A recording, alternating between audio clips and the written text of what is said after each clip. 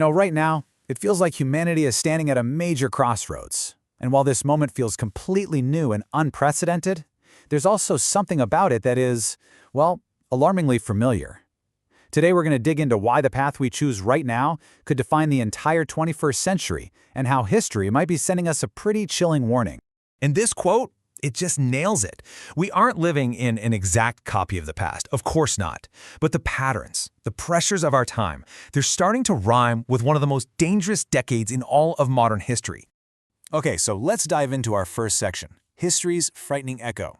And that dangerous period I just mentioned? Yeah, it's the 1930s. Now, the core argument we're exploring is provocative for sure, but it's critical we understand it. The idea that the fundamental conditions of our world today are starting to mirror the very decade that led to a global catastrophe. I mean, just look at how disturbingly specific the parallels are. Back in the 1930s, you had tariff wars that just shattered global trade. Sound familiar? Well, today we see that same kind of fragmentation. We even have a new word for it, friendshoring, where countries only trade with their allies. Back then, it was resource nationalism. Now, it's this fierce competition for critical minerals. And both eras, both were defined by out-of-control credit and a rise in extremism, fueled by a society that feels like it's coming apart at the seams. These are not just coincidences, people. They are powerful, powerful historical echoes. And to make that parallel really hit home, just look at this number. $300 trillion. That's the estimated global debt today.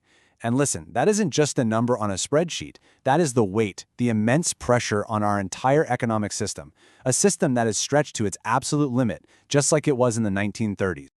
All right, Section 2, a system at breaking point. So what's really causing this crisis? I mean, if things are this shaky, our first instinct is to ask, who's responsible, right? We want to point fingers. But what if that's the completely wrong question?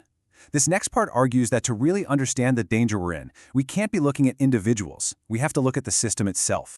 Seriously, think about it for a second. When we look back at history's biggest catastrophes, who do we blame? Our minds immediately jump to specific leaders, toxic ideologies, or just terrible decisions. But the source material for this explainer asks a really powerful question. What if we've been looking at it all wrong?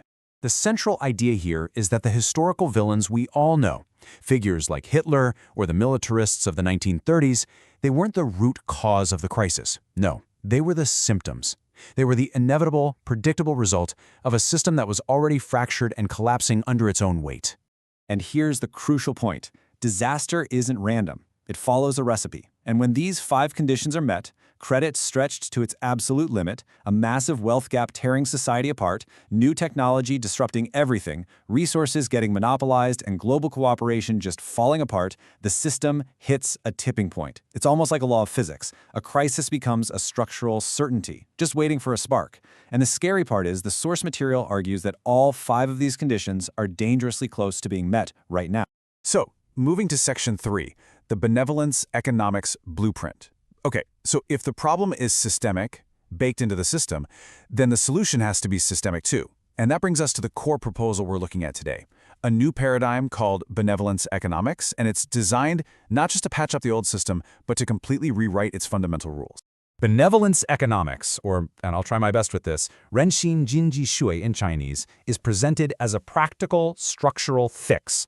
The name itself, which translates to something like a benevolent heart economy, really gets to its core purpose. And let's be clear, this is not some utopian fantasy. It's being presented as an engineering blueprint designed to correct the fatal flaws of our current model by realigning our entire economy with what actually matters, human well-being. Okay, Section 4, the 4 pillars of change. So how does this thing actually work? Well, the whole framework is built on 4 core pillars. And these aren't just vague goals. They are specific, actionable principles for re-engineering the entire system. Let's break them down.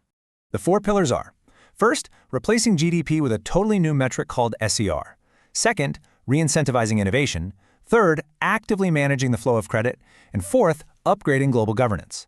Now, for right now, we're going to focus on the first and third pillars just to see how this re-engineering would work in practice. Pillar 1 is the cornerstone, the whole foundation, the social efficiency ratio, or SER.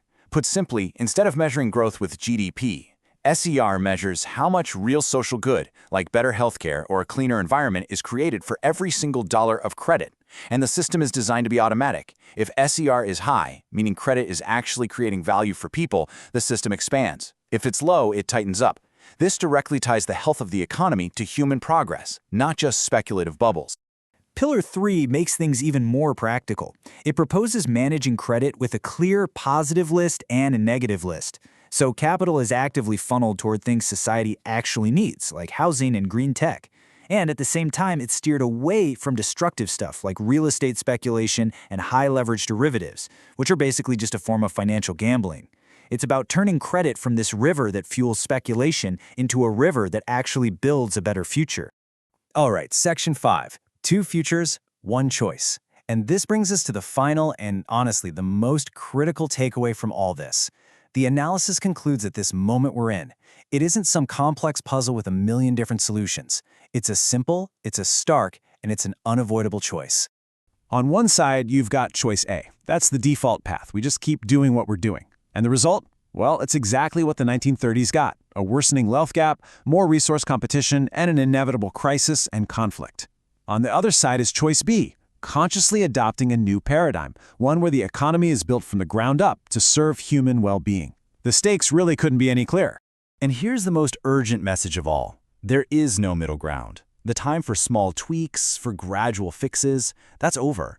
The underlying laws of economics, they're like gravity. They are pulling the current system towards its breaking point. And frankly, they don't care about our political debates or our delays. So, we end with this very direct challenge. This isn't a decision for politicians or economists to make alone. It's a choice for all of us. We can passively keep going down the path that history has screamed at us to avoid, or we can find the courage to build something new. You choose A, or you choose B. The future is waiting for our answer.